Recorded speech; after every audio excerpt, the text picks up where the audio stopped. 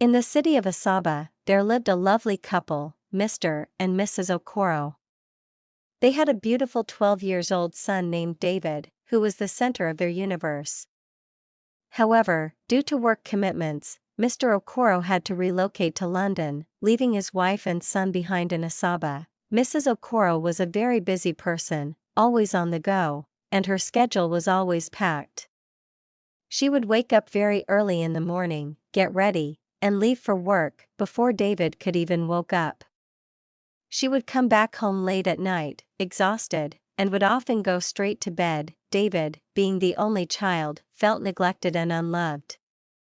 He would often feel like he had no one to talk to, no one to play with, and no one to share his feelings with. His mother was always busy, and his father was far away in London. David felt like he was living in an empty house, with no one to care for him. As the days went by, David started to feel more and more lonely. He would spend most of his time watching TV, playing video games, or reading books. He had no friends to hang out with, and his mother was never available to take him out or play with him. Mr. Okoro would visit his family occasionally, and whenever he did, David's face would light up with joy. He loved spending time with his father, listening to his stories, and playing with him. But whenever his father had to leave, David would feel sad and lonely again. As the days went by, David couldn't help but think about telling his mother how he felt. He felt like he was missing out on quality time with her, and that she was always too busy to listen to him. Approach his mother in her bedroom. "Mom, can I talk to you?" David asked, trying to sound calm. His mother looked up from her laptop, slightly distracted. "Yes, dear, what's on your mind?" David took a deep breath and began to pour out his feelings. "Mom, I feel like you're never around. You're always busy with work, and I'm left to myself. I miss you, and I wish you could spend more time with me." His mother's expression changed, and she looked at David with a mix of surprise and guilt. My dear son, my sweetheart, I'm so sorry you have been missing me. I promise I will make it up to you very soon, but for now, I am so busy and occupied with work. I'm just trying to make money to make your life easy." David felt a pang of frustration. "But, Mom, you should at least provide time for me. Remember, Daddy is based in London, and you are the only person I have here. But you always give all your time to your work, not even minding how I feel." His mother sighed and tried to explain. "Okay, no problem, I know what I'm going to do, David. I'm going to employ a nanny for you, so that you will have someone to talk to and someone to play with and someone to chat with whenever you want." David's face fell, and he felt a surge of disappointment. "No, Mother, I don't want a nanny. I want you, my mother. I need your motherly love towards me, not a nanny." His mother tried to reason with him, but David insisted that he wanted her attention and love, not a nanny. The conversation was starting to get heated, and David's mother was getting frustrated. "David, I'm trying to make you understand, but you're not making it easy for me. I'm busy, and I need to work to provide for you. A nanny will be good for you, and you'll have someone to take care of you." But David was adamant. "No, Mother, I don't want a nanny. I want you. And if you can't give me your time, then maybe you should just leave me alone." His mother's expression changed, and she looked at David with a mix of anger and frustration. "Fine, David. If that's how you feel, then maybe you should just leave me alone. I'm busy, and I don't have time for this conversation. Go to your room now." David felt a sting from his mother's words, and he angrily left the room, slamming the door behind him. 1 week later, David's mother employed a nanny named Cynthia. Cynthia seemed kind and gentle. David's mother introduced her to David, hoping that he would accept her and be happy with the new arrangement. "David, this is Cynthia, your new nanny," his mother said, trying to sound cheerful. "She will take care of you and make sure you're okay when I'm not around." David looked at Cynthia with a mixture of anger and disappointment. He had told his mother that he didn't want a nanny, that he wanted her love and attention, but she had ignored him and gone ahead with the plan anyway. "Hello, David," Cynthia said, trying to sound friendly. "It's nice to meet you. I'm here to take care of you and make sure you're happy."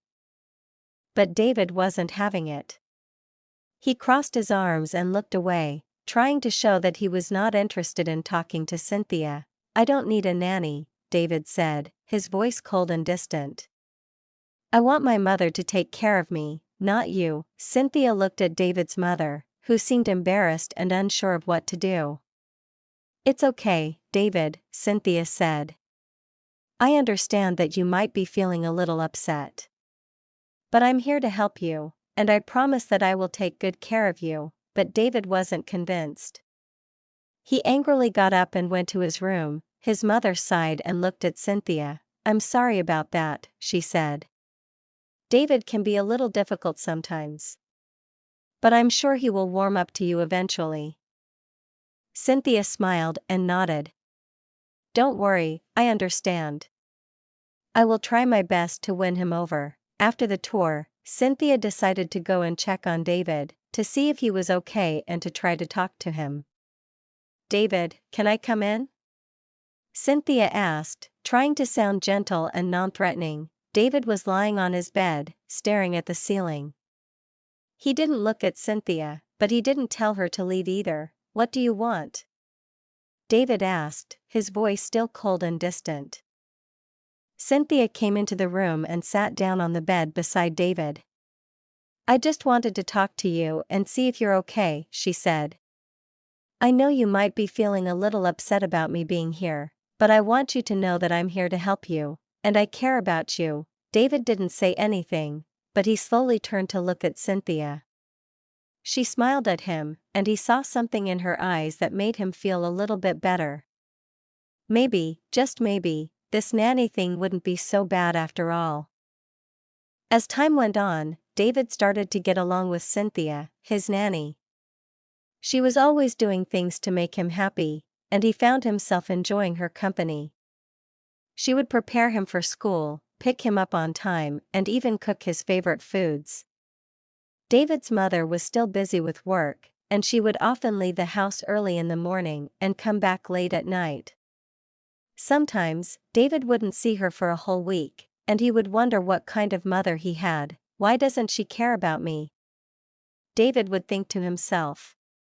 "Why doesn't she even check on me to see if Cynthia is taking care of me?" As the days went by, David's mother became even more distant. She would call him occasionally, but it was always brief and rushed. David felt like he was just an afterthought to her, and that she didn't really care about him. But Cynthia was always there, listening to him and talking to him. One faithful night, David was sleeping in his bedroom, and Cynthia, the nanny, was in her bedroom. But within a short time, she started feeling uneasy, and she immediately woke up, got out of her bedroom, and went straight to David's bedroom. As she approached David, she started touching him. David woke up with a start, feeling confused and disoriented. What is it? What do you want? Why are you doing this?" he asked, trying to push her away, but Cynthia just smiled and said, "You are such a sweet boy, David. You are such a nice boy. Nobody will see you, and just walk away like that. I want you to carry me along." David was confused, and he asked, "What do you mean by carry you along?" But Cynthia just told him to reduce his voice. Saying that she didn't want his mother to hear their conversation, David lowered his voice, and Cynthia started telling him that he should remember that she was the one who took him to school and did everything for him.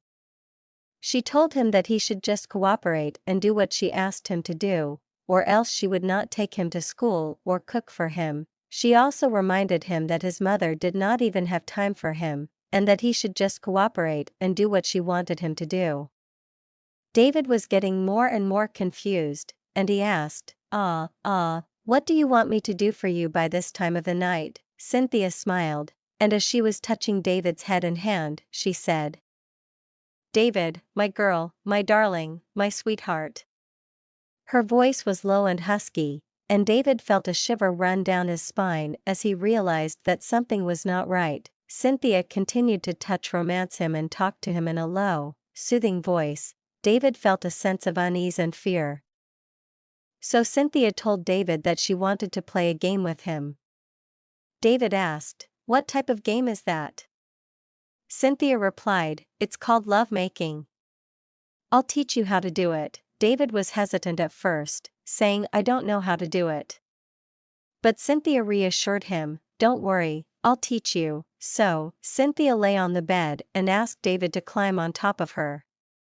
David fearfully did as she instructed. They started making love to each other like this for a while, taking turns touching each other's breasts and private parts, just as Cynthia asked him to do it.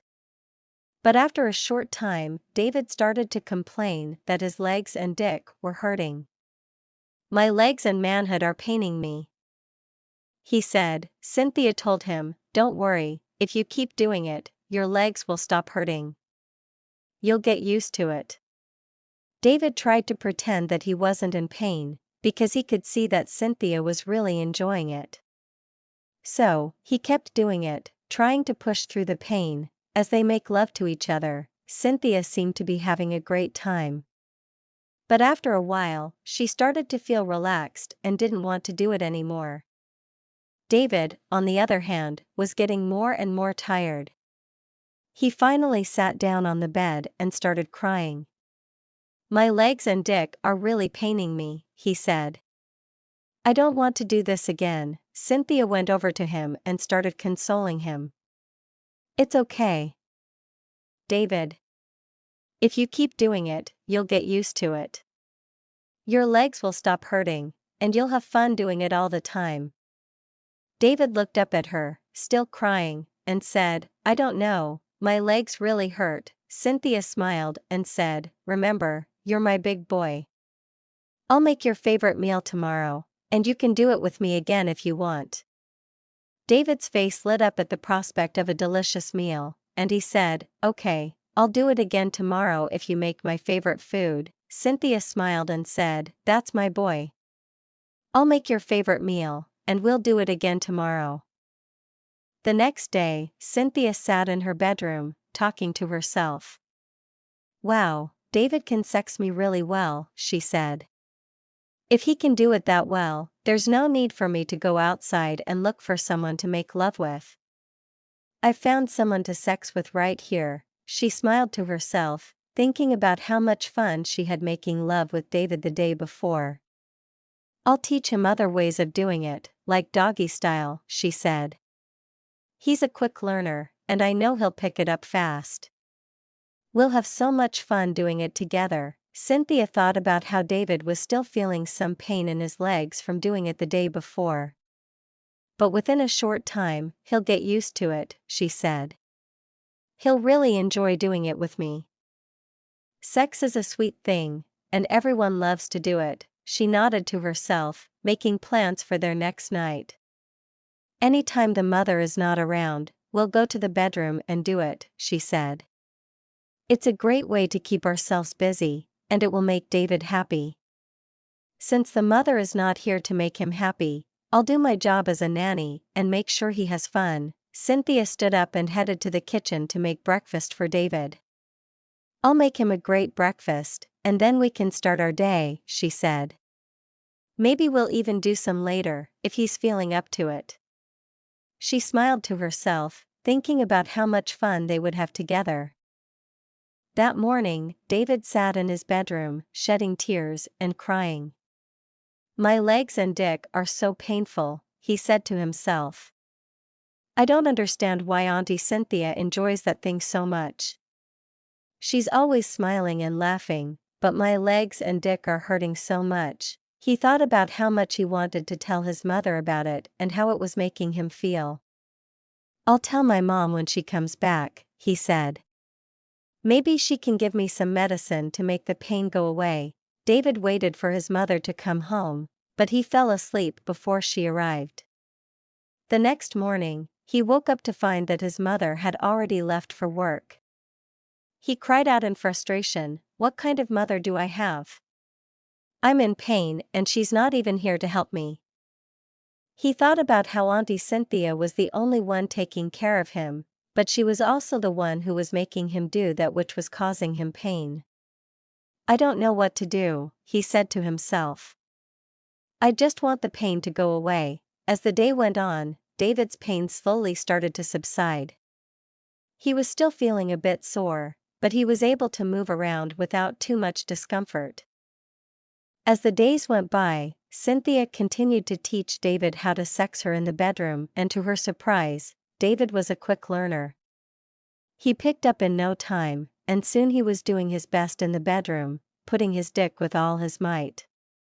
Cynthia was impressed, and she thought to herself, "This boy is a natural." As David's skills improved, Cynthia started teaching him new styles of making love. She showed him how to do doggy style and other things involved.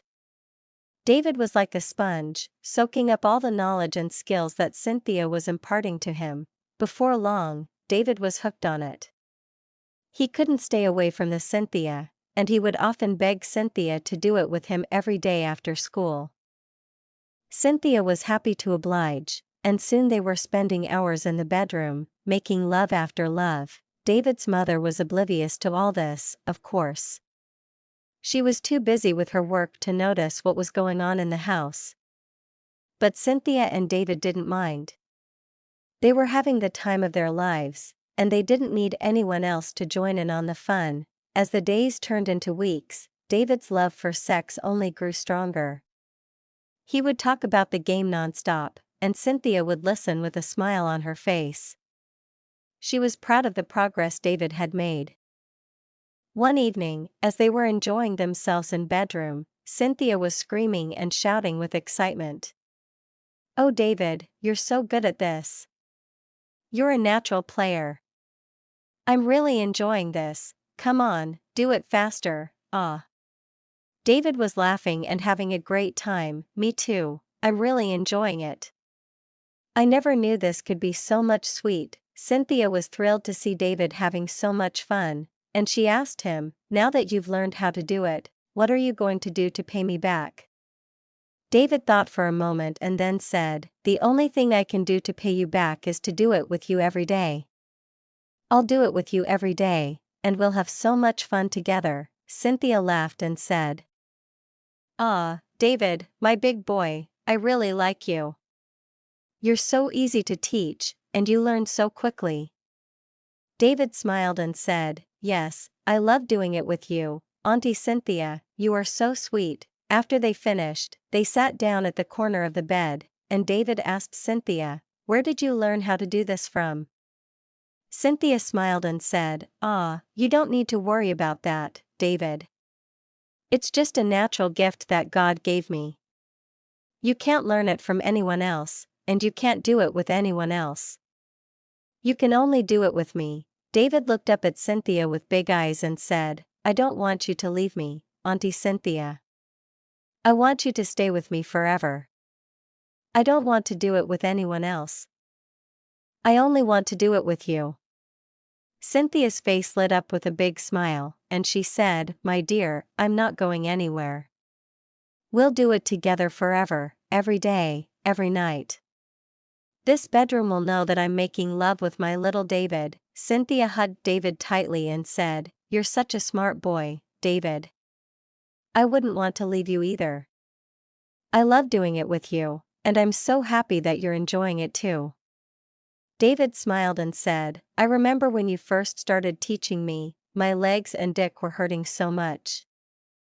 But now, I don't feel any pain at all. I'm so happy doing it with you every day." Cynthia laughed and said, "Ah, my little boy, even I couldn't stay a day without making love with you. You're my favorite love partner, and I'm so happy that we can do it together every day." Both of them laughed loudly, enjoying each other's company. As the days turned into weeks, and the weeks turned into months, Cynthia and David's love for sexy making only grew stronger. They would spend hours in the bedroom, romancing and laughing together, and David's mother was none the wiser. She was too busy with her work to notice the change in her son, and how much time he was spending with the nanny. Months turned into a year, and David had become addicted sex. He would do it every day with Cynthia.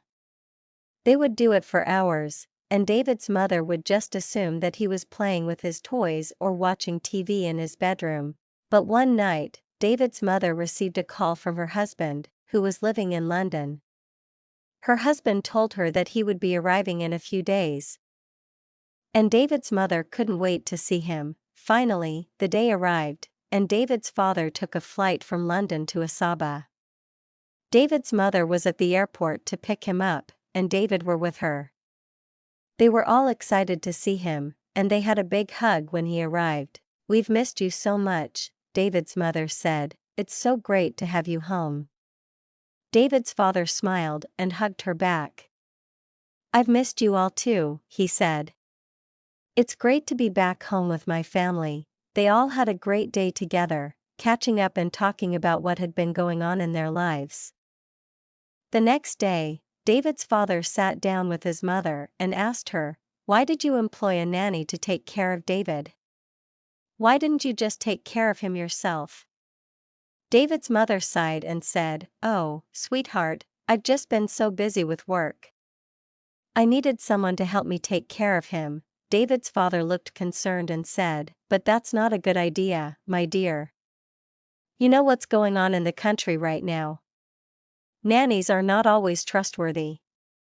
You shouldn't have employed a nanny for our only son. It's just him, not like we have 2 or 3 kids. You can make time for him, fix a timetable to spend more time with him instead of employing a nanny." David's mother nodded and said, "I know what you're saying, but the nanny is a nice person. David loves her so much, and they spend a lot of time together." David's father raised an eyebrow and said, "I see. But I'm not very comfortable with her. I think something strange is going on, but no problem, Shah. I will ask David to know how he is coping with the nanny." David's mother nodded and said, "Okay, there's no problem. Go ahead and ask him. I want to know too." David's father stood up and said, "I'll go and talk to him now." David's father went to David's bedroom and called him to sit down. "Hey, dear son, how are you coping with your nanny?" he asked. David smiled and said, "Auntie Cynthia is a very nice person, Daddy. She has taught me so many things in life that Mommy couldn't even teach me." David's father was surprised and said, "So many things? What kind of things?" David replied, "Yes, she taught me so many things that Mommy couldn't even touch. You know, Daddy, Mommy doesn't have time for me, but Auntie Cynthia does. She cooks for me, takes me to school, and brings me back. And she also taught me something special in the bedroom." David's father's curiosity was piqued, and he asked, "Something special? Can you please share that with me?" David looked down and said, "No, Daddy. Auntie Cynthia said it's our little secret. It's a game that only the 2 of us know, and we don't have to share it with anyone." David's father came close to him and held him by the shoulder. "David, you are my son, remember? And Auntie Cynthia is just a nanny to you. Can you please tell me what your little secret is? I promise I won't tell her, and I won't let anyone know about it. I might even join in the bedroom and play the game with you people." David smiled up at his father and said, "Daddy, you will really love the game. It's a love game. Auntie Cynthia calls it a love-making game, and it's so interesting. You will really love it when you start doing it." David's father was intrigued and said, "Love-making game? Wow, that sounds interesting. Can you tell me how the 2 of you normally play the game?" But David shook his head and said, "No, Daddy, there's no need to tell you. Because I can only play the game with Auntie Cynthia." David's father looked at him with a mixture of confusion and concern. "What do you mean? Why can you only play the game with Auntie Cynthia?" As David's father was asking him questions, David's mother walked in and sat beside them. Her husband was busy asking David about what his nanny, Auntie Cynthia, had taught him. David's father encouraged David to share what he had learned, and David said, "Okay, Daddy, I will tell you a little bit because you cared to ask me how I am doing. But if it was my mom here, she doesn't even care. The only thing she does is leave me early in the morning and comes back late at night." David's father nodded and said, "Go ahead and tell me, son." David started telling his father about the love-making game Auntie Cynthia had taught him in the bedroom. "It's a game of romancing, Daddy. We play it in different styles." "The thing is so sweet," David said. His father was intrigued and said, "You really come on, go ahead and keep telling me." David continued, "We do it doggy and other things like touching each other's breasts. I will touch her breast, and Auntie Cynthia will touch mine back. According to Auntie Cynthia, I can only do it with her, and I cannot do it with any other person." David's father looked surprised and said, "Wow, are you serious? Come on, keep on telling me about the game. Keep on telling me the story. I really love to hear the stories again." As David continued to talk, his father's expression changed, and he looked at his mother with a very angry face. His face seemed to say, "You see what you have caused to our child?" The atmosphere in the room became tense, and David's mother looked uncomfortable. She sensed that something was wrong. David's father was still looking at her, his eyes filled with anger and disappointment. David, sensing the tension, stopped talking and looked at his parents. He didn't know what was happening, but he could feel that something was wrong. David turned to his father and said, "Daddy, why are you looking at Mommy with such an angry face?" His father quickly replied, "Wow, my dear, don't worry, I'm not looking at her with an angry face. I'm just trying to show her something." David nodded and said, "Okay, let me continue with my story of what Auntie Cynthia taught me in the bedroom." His father nodded and said, "Okay, you can continue."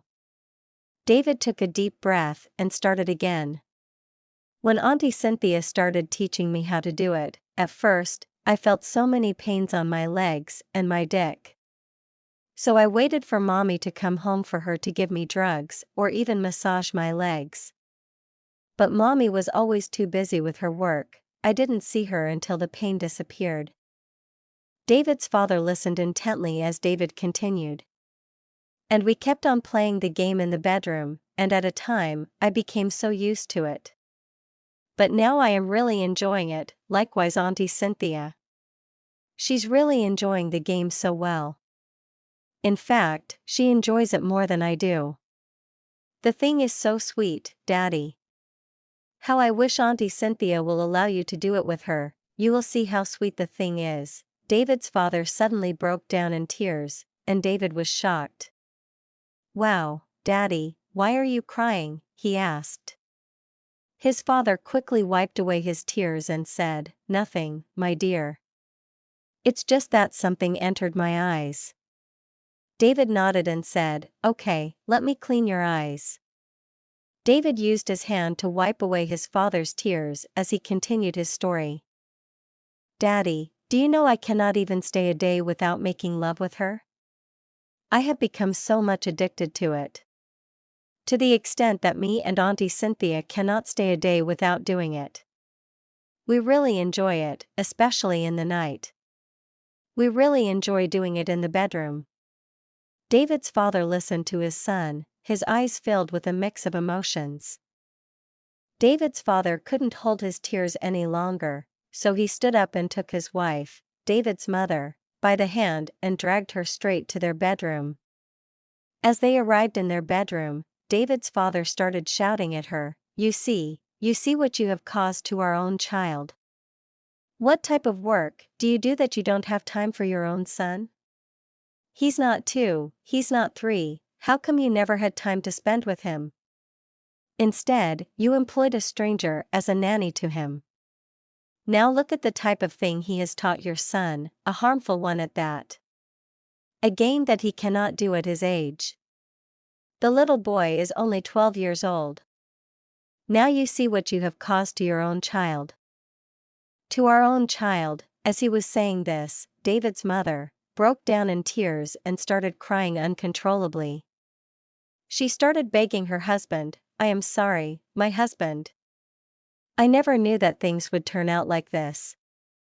David's father was furious and said, "You never knew that things would turn out like this? Are you not in this world? Are you not hearing what is going on in this world? How come you had the mind to employ a stranger in your house, and he has turned your son into a sex addict? Look at what David just said, that he cannot stay a day without having sex with the nanny. Look at what you have just caused to your own family, to your son. Tell me, how are you going to fix all this?" David's mother was devastated and said, "Oh, my husband, I'm very, very sorry. I failed you. I'm sorry, I never knew I employed a monster as a nanny."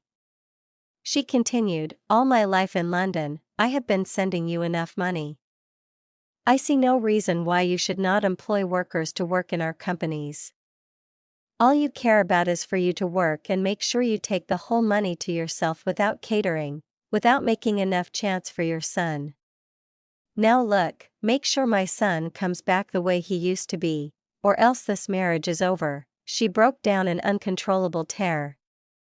David's mother couldn't hold her anger anymore, so she angrily stood up from the bed where she was sitting down and rushed to Cynthia's bedroom, where she was observing her siesta. She woke her up and started shouting at her, "How wicked you are! You have been ruling my son's life, making him become an addict to lovemaking, knowing too well that it's not good for his age. You have taken advantage of my trust. I took you as my own sister. I never treated you as a nanny or even as a maid. I took you as my sister, leaving everything behind, not even bothering to monitor you. But you decided to pay me back with evil by making my son an addict to sex." Cynthia was taken aback by David's mother's outburst. And she quickly apologized, "I am sorry, madam, it was the devil's handwork." But David's mother was having none of it. Devil's handwork? You allowed the devil to use you to that extent? What did you think my son would ever become? What did you have to do such a thing with him, knowing too well it's not good for his tender age?" Cynthia tried to explain, but David's mother cut her off. "No, no, no. I don't want to hear any of your excuses. You have ruined my son's life, and now you're trying to blame it on the devil? You're a wicked woman, and I don't know how I ever trusted you with my child." David's mother was furious, and her anger was palpable. Cynthia couldn't take the shouting and abuse that David's mother was rendering on her anymore, and she threw back at her, "You're stupid for trusting me with your only child and not giving him motherly care. Instead, you allowed him to be in the hands of a stranger. You never gave me a day off to even go out and visit my boyfriend or receive any visitors in the house. You wanted me to take care of your son, and now that I'm using him to satisfy myself, you're blaming me. You should go and know how to amend your son's life, not come here and blame me." David's mother was taken aback by Cynthia's response, and she said, "Ah, so you're this heartless? You can't even take time to correct yourself. And you're here running your mouth at me?" Cynthia shot back, "Yes, in your next world, you should learn how to take care of your home and not invite others, not invite strangers to do that for you. You think that money is everything? Money can never buy motherly love, no matter who you employ as a worker to take care of your child or children. You should learn from your mistake from now on." David's mother was furious, and she angrily slapped Cynthia, telling her to pack her things and leave her house. Cynthia, unfazed, said, "Yes, I am going to leave, but at least I want you to know that your son is the sweetest boy on earth. He is good in bed, and he knows how to sex me very well. You are even lucky you found out. My next target is your husband. He is my next target to have sex with. You should go and thank your God that you really found out." With that, Cynthia packed her things and left the house, leaving David's mother in a state of shock and confusion. As soon as David saw Cynthia, his nanny, leaving the house, he immediately rushed to his mother and asked her, "Why is Cynthia leaving? Why are you chasing her away?" His mother tried to explain, "Cynthia is not a good person, David. She deserves to leave." But David was insistent, Mother, why are you sacking her? I need her in my life. If she leaves now, who will I be making love with? I want her back so that I can make love with her. I have become addicted to it. I can't stay a day without doing it. David, the game is not good for you. You are still a teenager, you cannot be playing that type of game now. Besides, Auntie Cynthia is not teaching you the right thing. But David was adamant. Mommy, please go and call her back. I love her, we really enjoy that thing together. I do enjoy the game, the thing is very, very sweet. Just then, David's father joined in, and both parents started telling David that he didn't deserve Auntie Cynthia in his life, that she was a bad person teaching him bad things. But David was not convinced. The game is very, very sweet, Mommy. It was only painful when we started doing it, the first day and the second day, but the third day I started enjoying it. It's very, very sweet and interesting. Auntie Cynthia and I normally enjoy doing it together. I cannot stay without Auntie Cynthia, I want to make love every day with her," as David spoke. His parents started to cry, and David was confused. Mommy, Daddy, why are you crying? His parents replied, "The only thing that will stop us from crying is if only you will forget everything about Auntie Cynthia and the game. That is the only thing that will wipe our tears." David looked at his parents, not understanding why they were so upset. David went to his mother and father and started wiping their tears. "Okay, Mommy and Daddy, just to make you both happy, I will forget everything about Auntie Cynthia. But that thing is really, really sweet. I don't think I can stay without doing it. Or else, if there's anything else you can use to replace the game for me?" The both parents looked at each other and then at David, and his mother spoke up, "You can really forget about it if you want to forget about it." Okay, when do you normally play the game with Auntie Cynthia? David thought for a moment and then said, "We normally do it in the night. That's when we really enjoy it." His mother nodded and said, "Okay, don't worry. In that night that you normally play the game, I am going to look for something to do so that you will forget everything about the game." David's face lit up with a smile. "Okay, Mommy, thank you, Mommy. Thank you," he said and ran back to his bedroom. David's father turned to his wife and said, "If you did not learn your lesson from this one, you can never learn again. Look at what you have done. You have turned our son into a sex addict. Now, tell me, what are you going to do to him tonight to make him not think about having sex again?" His wife broke down in tears. "Oh God, had it been I had listened to my little David when he was asking me for motherly love. I only ignored him because of my work. Now, how am I going to face this?" she said and broke down in tears. David's father was angry and frustrated. "You should have thought about that before you abandoned our son to a stranger. Now, you have to face the consequences of your actions. You have to find a way to make our son forget about this game and about Auntie Cynthia. And you have to do it tonight, before it's too late." His wife nodded, still crying. I will. I will do anything to make our son happy again. I will find a way to replace the game with something else, something better. I promise."